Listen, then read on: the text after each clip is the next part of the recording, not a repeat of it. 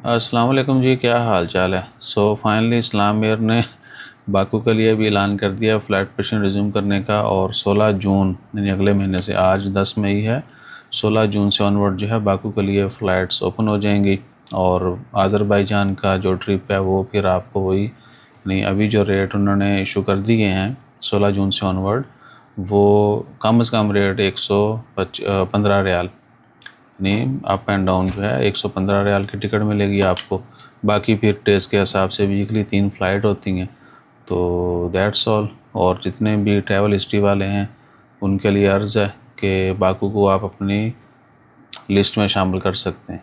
Baku is back on track ठीक है। इस्लाम air की वजह से जो है बाकू की टिकटें, क्योंकि आपको तुर्की ये वो बाकी वाया अबू धाबी या वाया कतर वगैरह जाना पड़ता था या और मुल्क, तो वो बहुत एक्सपेंसिव थी, ठीक है ना। तो वीज़ा ई वीज़ा होंगे भाईजान, तुम ऑन अराइवल भी ले सकते हो मान आई डी के ऊपर, GCC आई डी के ऊपर, और दूसरा ई वीज़ा एडवांस में भी लेके जा सकते हो। 11-12 रियाल उसकी फ़ीस है।